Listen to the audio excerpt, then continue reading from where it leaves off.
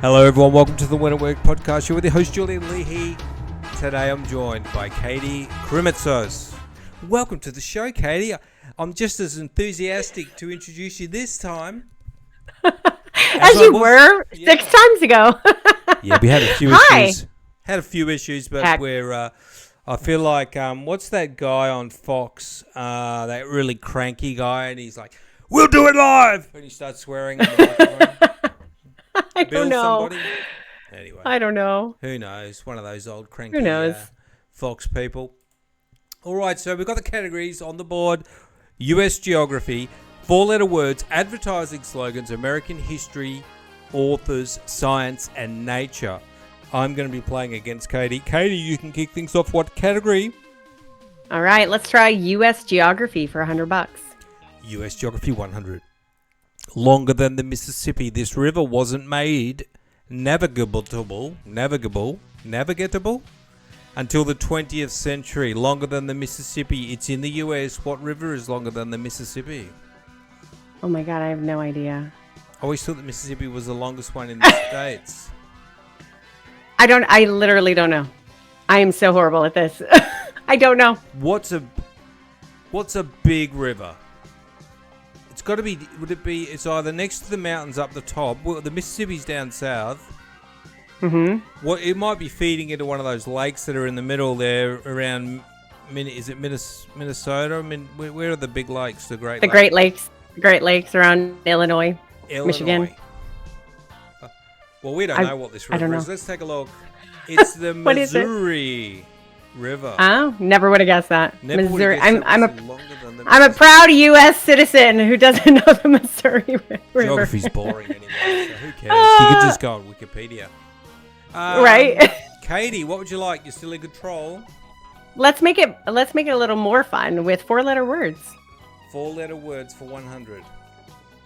This word commonly follows cuff or missing. Link. L-A-N-K. Link is correct. I'm giving you the points there. That's 100. You're green. Yes. I'm going to be red on the left. What would you like, Katie? Let's stay with 4-letter words for 200. 4-letter words, 200. From the Greek word for deep sleep. It's a deep, prolonged unconsciousness. I should know this, right? With my Greek heritage here. You should. Oh my gosh. Greek word for deep sleep. What's a prolonged unconsciousness? When just say you've had a car accident and they say, "Oh my God, he's lapsed into a Coma. coma." It's got to be. Coma is correct. Gotta Well be done. right. Bit of a generous clue there. Never mind. I know. Thank you. I'll take it. Let's stick with 4-letter words for 300. 4-letter words, 300. It can be part of your foot, your shoe, your stocking, or your loaf of bread. Uh, Stocking, foot. Okay. Hold on. A heel? It's got to be. I was going toe. I don't know how. But toe's I know. not 4 letters. I know. Heel is correct. Heel? Well done. Katie. All right. Let's keep moving on this. 4-letter words, 400. 4-letter words, 400. A row, or roo, or his garden implement. A roo or his garden implement, 4-letter word. A rake? Rake is correct. A roo. Do they Oh mean my like God. a dishonorable gentleman? Is that what it means? I guess so. I had no idea, but that was a good guess. Well, you got it. Because I definitely heard that there's a TV show about a corrupt lawyer called Rake in Australia. Oh. Yeah. Oh, yeah. I think you're right. All right. I'll take it. What All right, was let's finish up the whole category for 500 4-letter words. 4-letter words. A raisin can be called by this other fruit's name when it's added to a pudding or cake.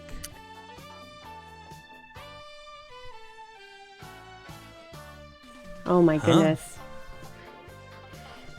So, I always thought it was still called a raisin inside a cake. I thought so too. Or a raisin sultana. bread, right? But Oh. were they going to say grape? Plum? Can't be grape. They call them Plum? plums? I've never heard that for a reason. Well, this is... I'm not buying that. This is an old episode. Some of the 80s one. This is about 1990, I think, this one. So I was in high school. Katie, what would you like? Oh, it's my turn again? Yeah. Okay. We'll go with authors for 100. Authors for 100. He wrote a non-baby book called Decent and Indecent, Our Personal and Political Behavior. So it's somebody that must have done baby books, usually. And this time he wrote one political. Oh my gosh, who is the... Isn't Dr. Spock the one who's like famous for writing baby books? Which I find hilarious. I was going to say Dr. Seuss, but Dr. Spock. And for all those people going, no, isn't that the guy from Star Trek? No, it's a different Dr. Spock. It was Dr. Spock. Well done. Wow. Okay, authors for 200. Authors for 200. This author's home, where he wrote To Have and Have Not, is now a national landmark in Key West, Florida. Ernest Hemingway, been there many times. Love him. Ernest Hemingway. He was the famous brawling, drinking author. Yeah. Was he a Brit? No. He was American. No. He was American, yeah. Okay. His home down there has 6. It's famous for one thing is for 6-toed cats. There are 6-toed cats on his property down in Key West. What, they just breed them and they got 6 toes? Something like that, yeah. Oh. Must be next to a nuclear plant or something. Katie, I don't know. What would you like? Let's stick with authors for 300. Authors 300, Oscar Wilde's only novel. Oh my God, I'm embarrassed that I don't know this.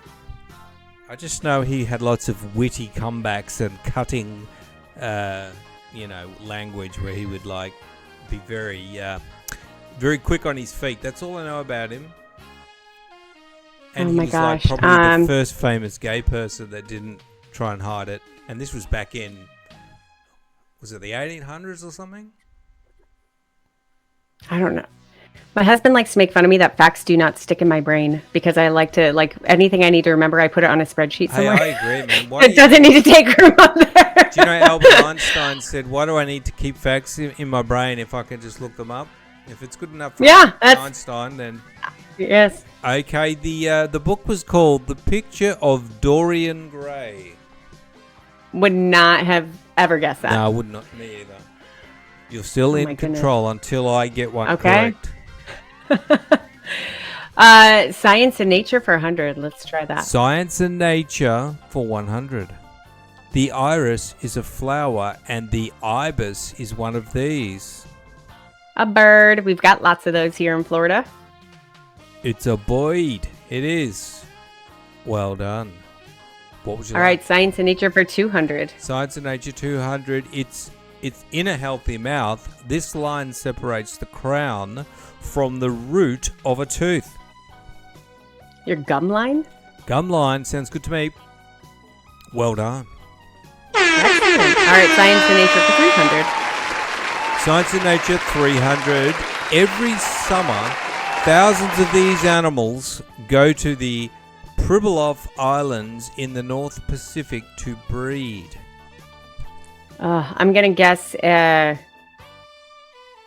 a sperm whale or a humpback whale.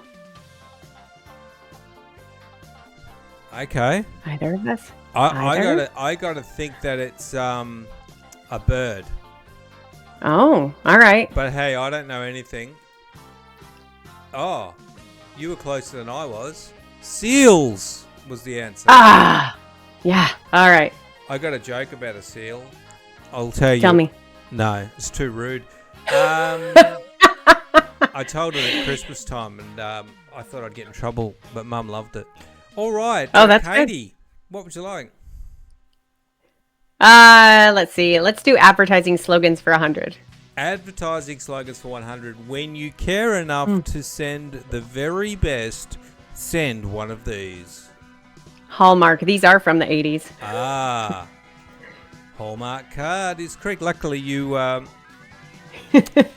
Luckily, You were of that vintage. No, that didn't. Right, the vintage. Yeah. I'm not the vintage generation who just watched all the commercials and had them in my head. Well, I'm older than you, so don't feel we'll bad. do advertising slogans for 200. Advertising slogans 200. Wouldn't you really rather have one of these cars? Ooh. Wouldn't you really rather have a... I don't know. I did not see that commercial. Let's go with a well-known American brand. Wouldn't you rather have a... Ford? No. I'm going to guess... who makes Cadillac? Have they got their own brand? They don't even make them anymore, but... Do they? Do they make them anymore? I don't know. They're kind of I don't know. Old mafia cars. I'm going to go Cadillac. Buick. Oh. Buick are defunct as well, aren't they? I don't know. Don't know. Buick? I don't know. They make trucks, maybe. What would you like? Advertising slogans 300? Should we keep going? Sure, why not? I like this lemon lime soda in you. I like the... Sprite? Yeah, Sprite. Well done. I like the Sprite in you. I don't know. What's the current one? They don't use that one anymore, I'm sure of it. Sprite. I don't know. Yeah. I don't know. We're no longer in the generation where we're sitting down and watching commercials on a TV. Yes, and we don't drink soda pop anymore because we've got enough things trying to kill us. What would you like next? Let's see. Let's go back to Science and Nature for 400. Science and Nature 400.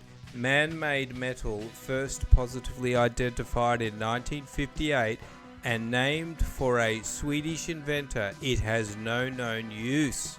Man-made metal. No known use. Well, that's just bizarre. Named for a Swedish inventor.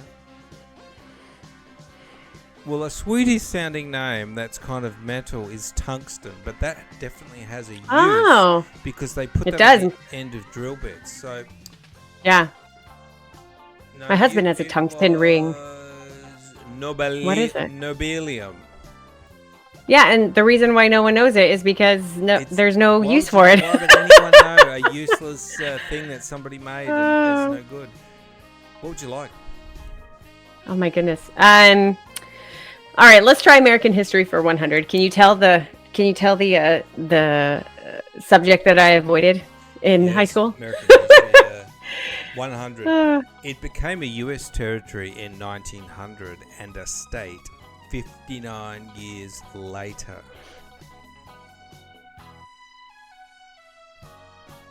Oh my God, Hawaii?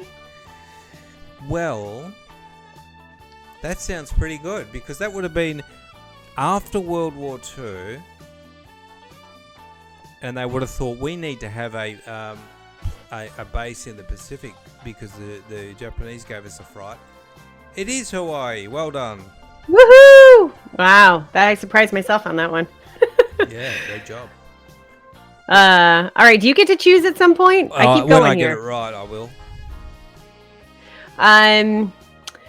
Let's go back to Science and Nature for 500. I want to see if we can get the big one. Science and Nature 500. Take the fibrinogen out of blood plasma and you're left with a fluid called this. Oh, my wife will know this one. Take the fibrinogen out of blood plasma and it's something I'll let you guess on that one. Serum, it's called serum. Oh yeah, people say blood serum, but I didn't really know what that meant. All right, where should we go? Let's go to U.S. geography for 200. U.S. geography for 200. This 10-state region isn't flat. It rises from 2,000 feet near Omaha to 6,000 feet at Cheyenne. 10-state region. It's a whole region with 10 states. It's not flat. I'm going to go panhandle. No. No. Cheyenne, it's not that. No. I'm thinking it can't be the Midwest because that's Omaha's. Oh my gosh, that's not Midwest. That Hold on. Flat. That's why I thought Idaho, like Nevada, Wyoming. What is that considered? Let's take a look. I don't know. The Great Plains. Oh man. Holy moly. Now, let me just do a sound effect. All right. All right, what would you like next? Advertising slogans for 400. All right, let's just finish off this category and then we'll wrap it up. Tan, don't burn. Use this. What's a famous sunscreen brand? I can see the visual in my brain, but I can't. Don't burn. Use this. It's like Baby Bum or something like that. I have no idea. What is the name of it? Is it Banana Boat? Do you use banana? Oh no, it must be a I know what that is. I know what that is. But I didn't think that was that old, but maybe I'm wrong. Yeah, you're probably right. Coppertone, okay. Coppertone, yes. So, okay, yeah, do the last one for 500. Yeah, but see, in the 80s, tanning, now they just go, don't tan, you're going to die. Yeah. All right, let's do the last one. Advertising slogans. This maker of preschool toys says, our work is child's play. Is that Mattel? I don't think it is. It could be. But what's the other? Of a specific, and the brand is written in those kind of child letters that are like the block, multicolored, yeah. Oh, I just can't remember what it's called. Something like Fisher Price. Yeah, Fisher Price was the one. Fisher Price. Yeah. That makes sense. That's multicolored, isn't it? Sure. The branding. I don't know. I think Who knows? All right, let's wrap it up. Well done. You got 2,100 points playing against no one. It's sort of playing against me. But you did. You got all those correct. The only one I knew was the Sprite one. Oh, man. I only knew one of those. That's pretty bad. All right, let's turn the music off. And let's learn about all the wonderful things you've been doing. Now, what is it you're up to, Katie? Meditation. Is it yoga as well? No, just meditation. Just meditation. So, is this transcendental? Yeah. It is not. It is more general and more broad. I create meditations that are sort of an entryway into really getting and used as tools for women really getting to know themselves, finding calm, coming into center, that they could use before they go onto a Jeopardy game show, to make them stay calm. So no, it's not any specific niche of meditation or school of meditation, but it's sort of an amalgamation of everything, so that women can grab these when they need them all throughout the seasons of their lives. Yes, and anxiety is a big thing that I don't know if women have it more than men. I think men have a different type of angst, but I do definitely think women take the world on their shoulders in a way, and want to be the feel like they got to fix everything, and I think that anxiety, and also maybe. Well, anyway, let's just say you're focusing on women. What's the reason for that? Just a personal desire, honestly. I've always felt really called to do work for women in this world. And all of the iterations in my past of different businesses and different efforts of mine have always been aligned with that. And in 2018, when I launched the Women's Meditation Network, through the very first podcast, we have 20 podcasts now, but the very first podcast was called Meditation for Women. My desire was, okay, I know I could bring this really beautiful tool to the world. I'm a writer, and I feel like I could script these and say words in a way that would be really special to a woman.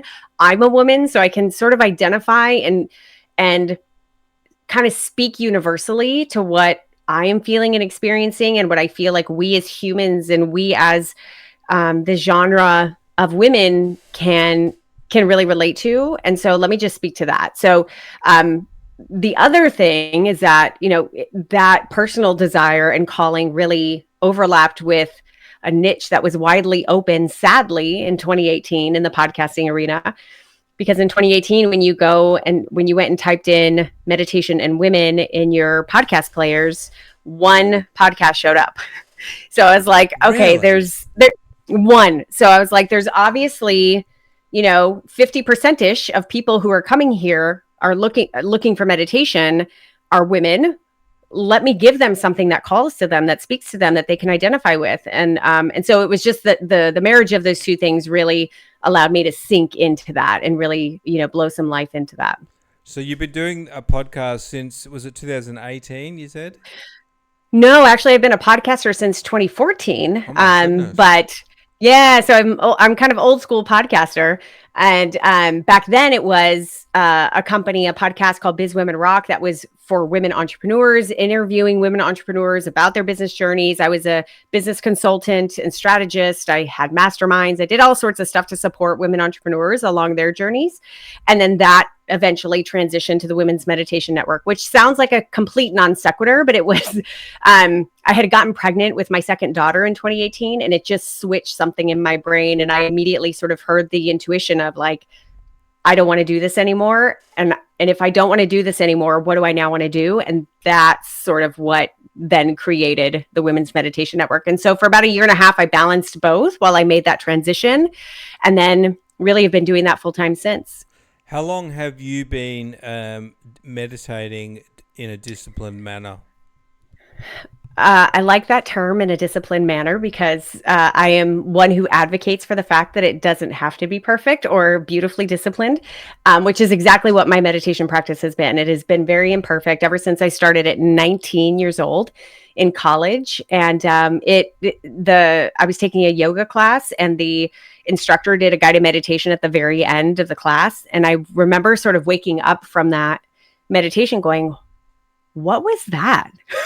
My brain just sort of like hummed out for a little bit, and I've never experienced that before. So I was intrigued enough to be curious and just go seek out more ways to meditate and types of meditations, and would learn more and go to classes and go to the Buddhist temple and do like small group meditation or, gatherings and things like that, until eventually, probably my probably late 20s, young 30s, that I finally found a podcast that had meditations on it. I was like, oh my gosh, this could be on my phone. This is amazing. So, but it's, my meditation practice, just like everyone's that I meet, has been varying, and it's evolved. And even to this day, like right now in this particular season of my life, I don't meditate at the same time every day and for at least X amount of minutes with incense burning. Like it's constantly moving and changing. But what I love advocating for is using it when we need it as a tool for self-awareness, as a tool to actually get down and dirty so we can hear the voice, that whisper of intuition, and that have a really deep sense of who we are versus all the noise that's happening around us.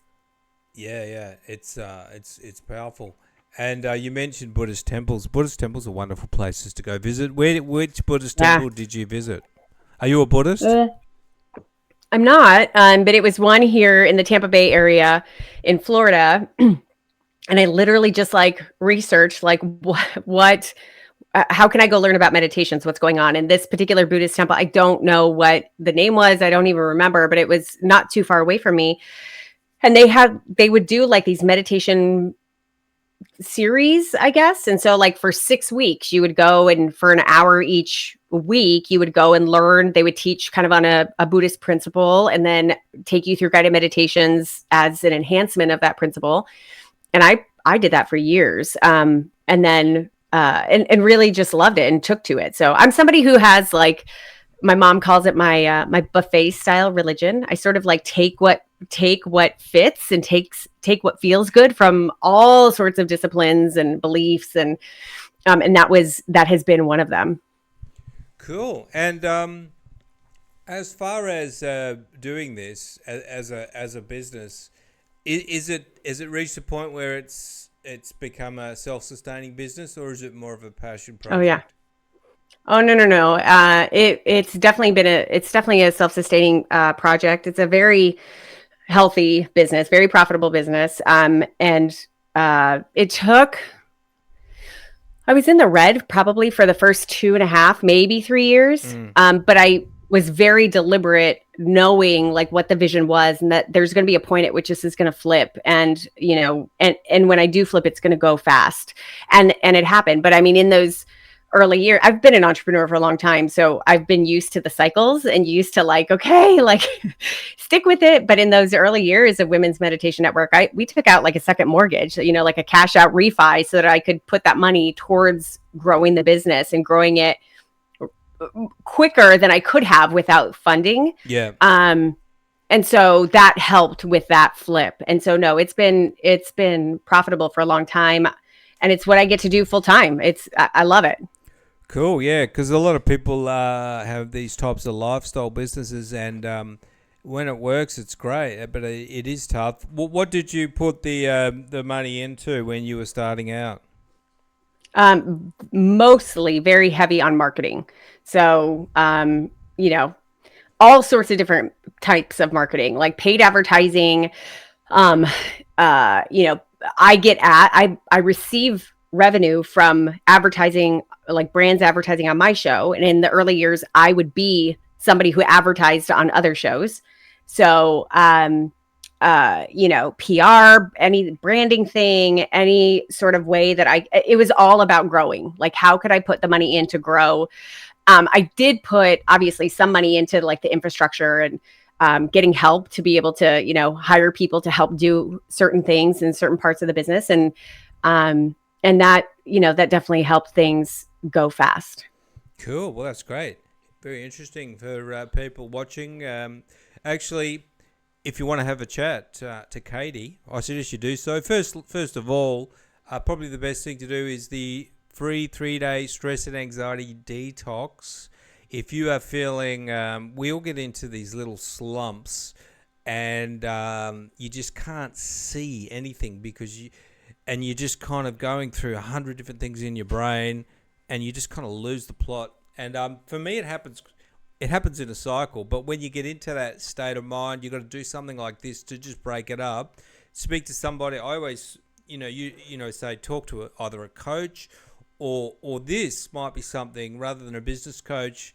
Just dealing with the noise and getting that dealt with, and then, as Katie was saying, you can just become clearer and listen to your intuition, and somehow always a little light bulb reveals itself and can give you the way to go forward. So if you're in a bit of a slump, meditation, I've just heard people talking about it for a long time.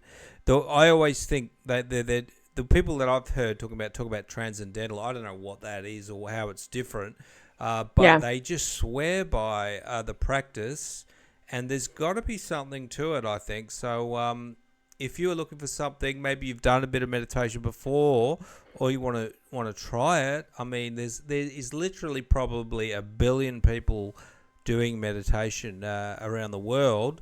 There's whole religions based on it, so there's got to be something to it. Katie, would you say? Yeah. Or is it all just nonsense? Obviously, I don't believe it's nonsense. And, I think part of why I do what I do and why I love speaking about it and why I love getting my voice out there about it is because whether you're just being introduced to it or you've tried it and quote unquote failed, or you've sort of like stood at an arm's length away from it, I really want to make it approachable. Like transcendental meditation is a very specific way of meditating to get very specific results. And that's amazing. And there's a lot of different meditation styles and techniques. And it can be very overwhelming and like, intimidating. And so what I love doing, the reason why I love providing guided meditations on podcasts is because you can literally just kind of scroll through, choose a title that really speaks to you in that moment. Like, mommy needs a timeout. I've got a meditation called that, or, anxiety relief before bed, right? Something pretty universal. And you could literally press play and I do all the heavy lifting. And all you have to do is listen and be guided into the physical and mental and emotional experiences that generate a very specific calming effect for your body and for your mind and for your soul. So it's not hard, and it doesn't need to be hard. And there is so much power in just your breath. That is this beautiful tool to help us get to presence. Yeah. I definitely have. I've done it, and I have been quite amazed by how I've felt afterwards. And so on your podcast, rather than talk about meditation, you are doing meditation sessions, each one, and you can just have it on your phone, on Spotify or whatever, and put it on when you're in bed. That sounds pretty cool.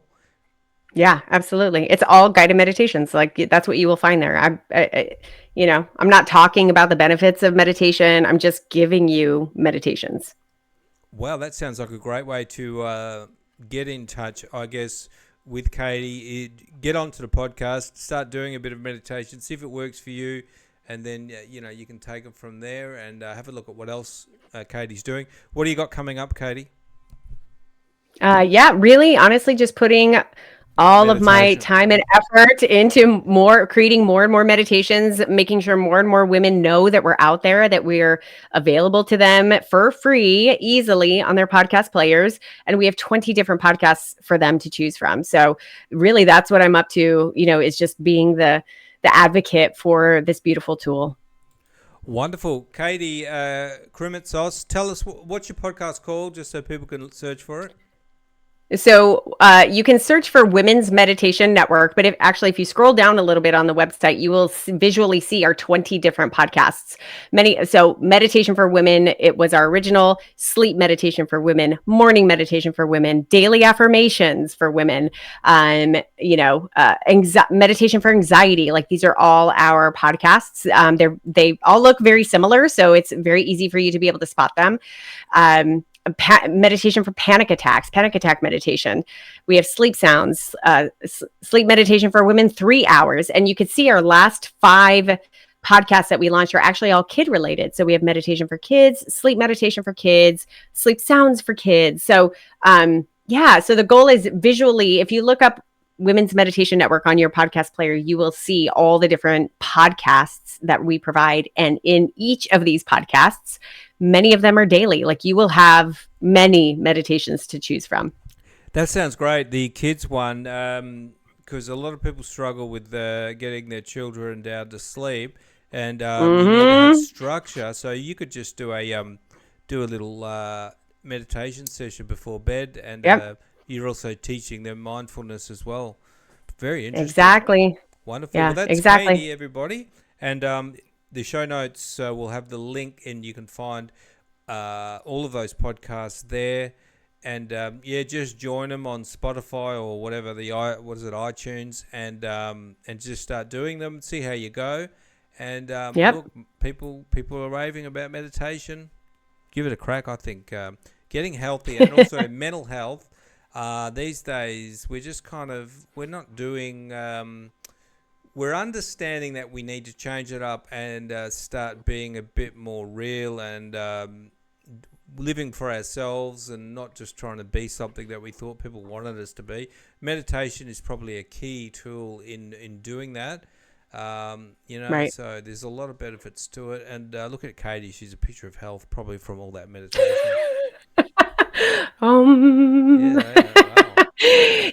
Ask my kids if last night at 8 p.m. when I was screaming my face off at them to clean up after their mess, ask them if I'm the picture of health. But that's the point, right? Like we're human. Mom, you're not looking very calm. Right, Mom, you're supposed to be a calm person. Come on. Yeah, cool. Do you need to go meditate? They've done that to me before. Do you need to go meditate right now, Mom? Go meditate. Awesome.